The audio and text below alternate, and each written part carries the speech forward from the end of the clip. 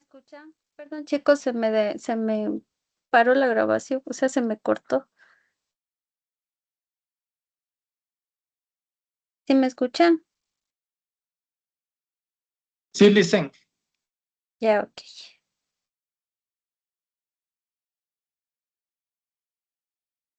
Ya, entonces, como les decía, es importante que posterior a la evaluación psicológica y psiquiátrica se ayude a afrontar al paciente cuál es el origen de su estrés, ¿ya?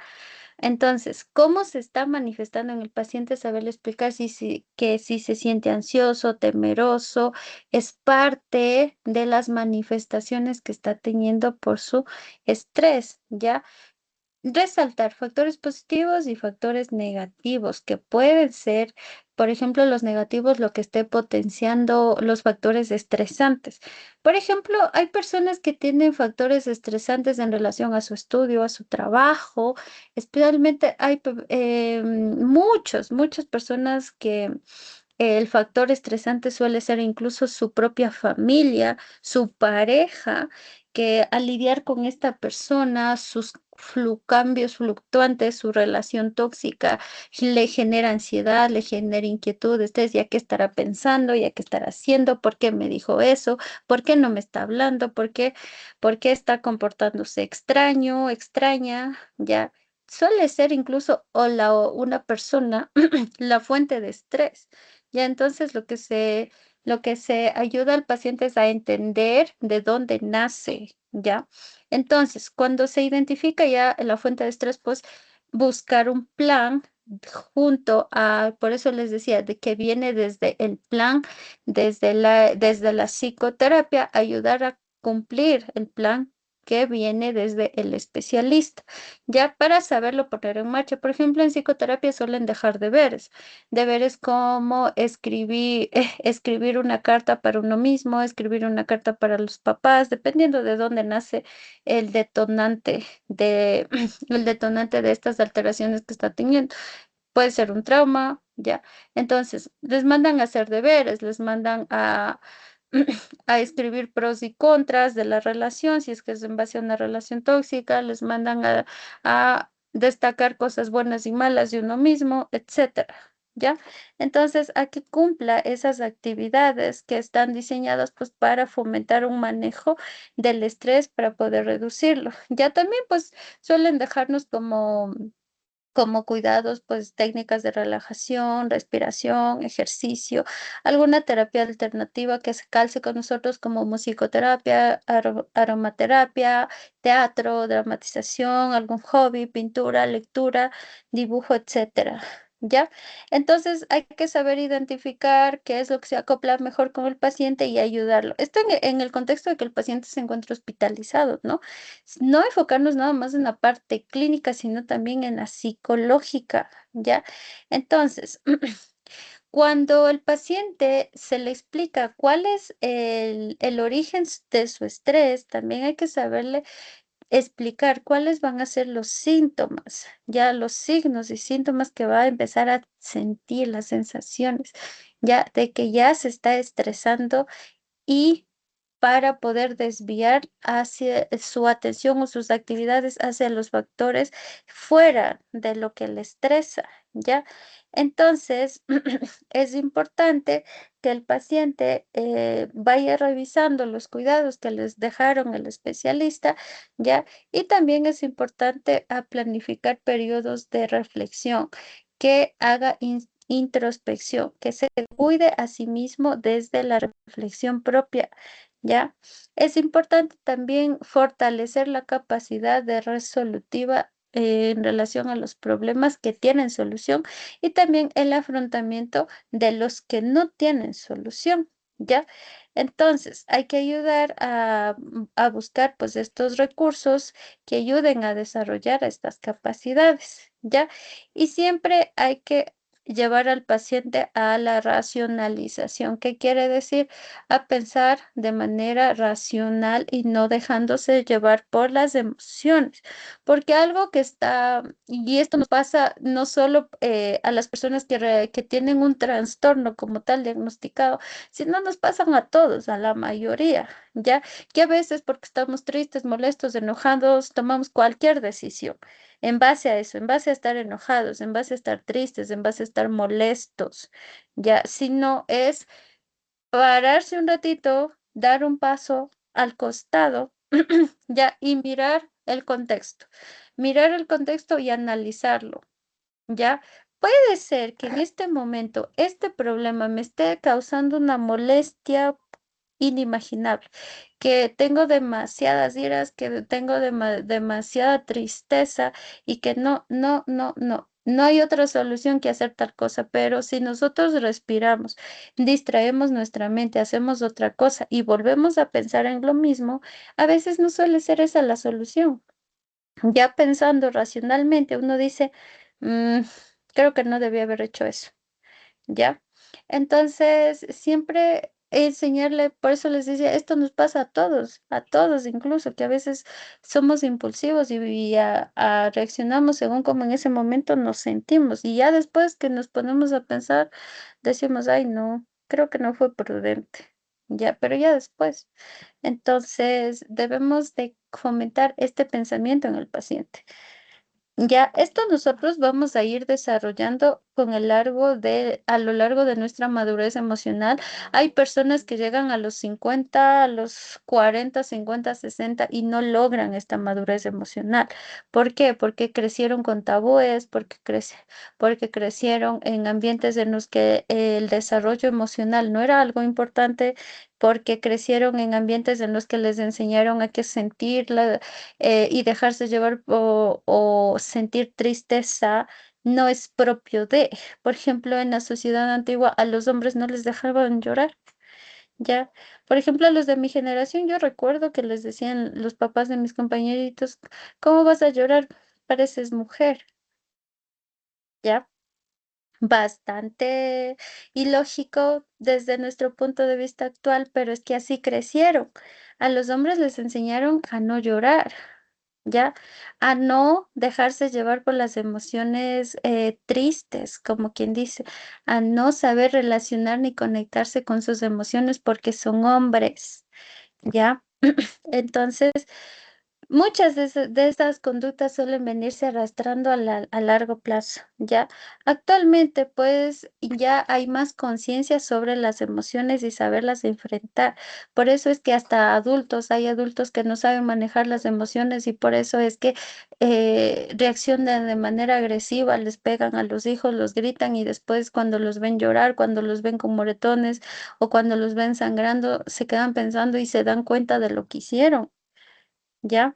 Porque no saben gestionar sus emociones, porque no aprendieron, porque su contexto no les permitió. Entonces, lo que nosotros debemos buscar ahora que están ustedes viendo esta materia, em, desde su propia perspectiva, intenten gestionar sus emociones, ¿ya? Vívanlas, porque una mala gestión de las emociones también nace desde no saber vivir una emoción. Se sienten tristes, dicen, ay, es que, ¿por qué voy a llorar?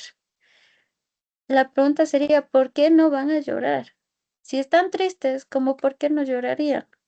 Es una emoción, ¿ya? Entonces viene desde el hecho de reprimirlas y por eso es que estamos estresados, y me incluyo, ¿no? Por eso es que estamos estresados, por eso es que estamos sobreestimulados, por eso es que no podemos ni darnos un ratito de descanso porque ya nos sentimos mal, nos sentimos culpables, ¿ya? Suele ser por estos hechos, porque estamos con nuestro cerebro con ese pensamiento de que siempre tenemos que estar en actividad, ¿ya? Cuando no es así, debemos saber gestionar nuestras emociones y pues de esta manera pues también guiar al paciente a gestionar para poder afrontar, para poder afrontar la situación que está viviendo. A eso nos referimos a racionalizar el pensamiento.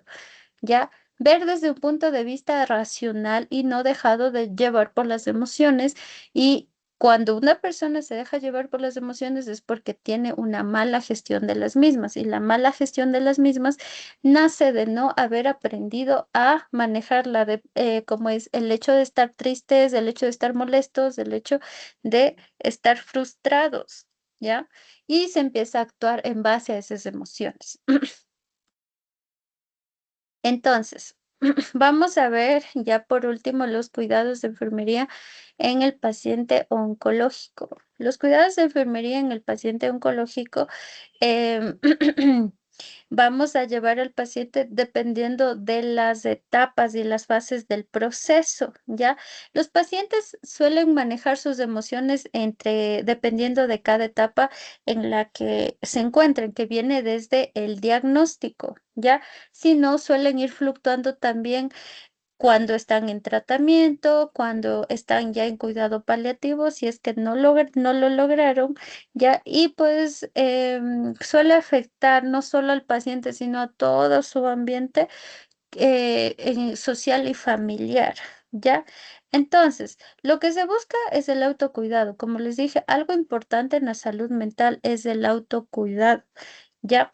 Entonces, aquí tenemos el shock como la fase que suele presentarse en el diagnóstico. La negación de saber aceptar, el enfado, la aceptación y la resignación, ¿ya? Entonces suele presentar el paciente fases de miedo, de angustia, de preocupación, de molestia, de tristeza, culpa, vergüenza, injusticia, incluso impotencia, incertidumbre, desesperanza, ¿ya? Entonces, lo que se da en la fase del shock es un estado en el que el paciente va a su cerebro a bloquearse como protección al no poder asumir el diagnóstico. Ya, entonces la fase de shock es un mecanismo de defensa que activa nuestro cerebro ante el dolor emocional que va a sentir el paciente al asumir el hecho de estar con cáncer. Ya, porque ustedes saben, el cáncer no es una enfermedad que es fácil de manejar, ¿ya? Algunos pacientes no logran sobrevivirla. Algunos pacientes se dan cuenta en etapas iniciales y pueden, con quimioterapias, con operaciones, etcétera, se pueden arreglar. Y hay pacientes que lamentablemente no, y es en su mayoría. Entonces es la pérdida de su propia salud. Entonces nuestro cerebro activa este estado de shock para el dolor emocional que va a sentir el paciente al momento de asumir el diagnóstico que le están comunicando, ¿ya? Entonces, los pacientes también suelen pasar por un estado de incertidumbre, ya ante el cáncer, no aceptan su condición, e incluso van a empezar a negar lo que les está pasando, ya. Esta es una fase de negación. Aquí el enfado va a constituir también otra fase, la molestia, sentimientos de que es injusto, de por qué si yo soy buena persona, por qué me enfermo yo. Ya, habiendo tanta gente mala, es lo que suelen decir los pacientitos, habiendo tanta gente mala, porque yo, entonces, no suelen querer aceptar el diagnóstico y reaccionan de manera enfadosa, ¿ya?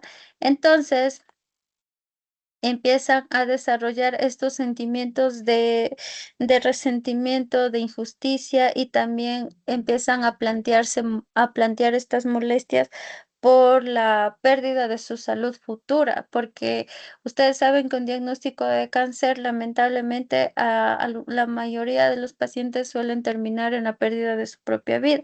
Entonces, cómo va a afrontar su familia, cómo lo van a afrontar económicamente y eso es lo que como el paciente es como el paciente reacciona, ¿ya? Entonces, la última fase es la aceptación de la enfermedad, ¿ya? Y lo que se busca es la solución y el afrontamiento. Aquí el paciente pues ya acepta que está con el diagnóstico, ya ve la manera de buscar pues atención, de buscar las quimioterapias, ya buscar el especialista o también pueden experimentar no una fase de aceptación, sino una fase de resignación, que la aceptación no es lo mismo que la resignación. La resignación es darse por vencidos. La aceptación es hacer algo al respecto, ¿ya? Para fomentar y cuidar de su propia salud, ¿ya? Y cuidar de sí mismo. Pero en cambio, la resignación es un afrontamiento negativo, un afrontamiento opuesto, ¿ya? En el que el paciente, claro que acepta el diagnóstico, pero no va a hacer nada. Entonces se resigna. ¿Qué es lo que suelen hacer algunos pacientes? Es ocultar el diagnóstico a la familia y sobrevivir. ¿Ya? Hay muchos casos de pacientes que sabían que tenían cáncer, pero no hicieron nada, se resignaron. Dijeron, de todas maneras voy a morir y prefiero morir junto a mi familia en casa, ¿ya? Porque eso también suele ser una decisión que se plantean mucho los pacientes con el diagnóstico, porque dicen, voy a hacer quimioterapia, radioterapia, voy a luchar por mi vida, voy a operarme, voy a hacer cualquier cosa, pero voy a ser perseverante, parte de la aceptación, pero hay personas que deciden no hacerlo y dicen, no, yo no voy a pasar por todo eso, no voy a sufrir, no voy porque las quimioterapias son muy duras, son muy complicadas, los pacientes se desnutren, los pacientes se les cae el cabello, se les caen las uñas, ya los pacientes se arruinan prácticamente bastante, ¿ya? Entonces es un deterioro bastante agresivo de su propia salud, ¿ya? Un paciente que está afrontando un diagnóstico de cáncer. Entonces algunos prefieren nada más resignarse y decir, bueno, ya no puedo hacer nada al respecto, voy a dejarme ir, ¿ya? Y se dejan y no hacen nada. No hacen nada ante su diagnóstico y no buscan soluciones. Solo dicen, bueno, yo tengo cáncer, pero no voy a hacer nada al respecto, ¿ya? Entonces, tenemos como resultado de aprendizaje que se recomienda estrategias de promoción de salud mental, prevención de enfermedades psiquiátricas a través de espacios informativos a la colectividad. ¿Ya? Para ir terminando, vamos a ver un video sobre la prevención del suicidio, sus mitos y verdades. Ya, déjenme, les comparto pantalla.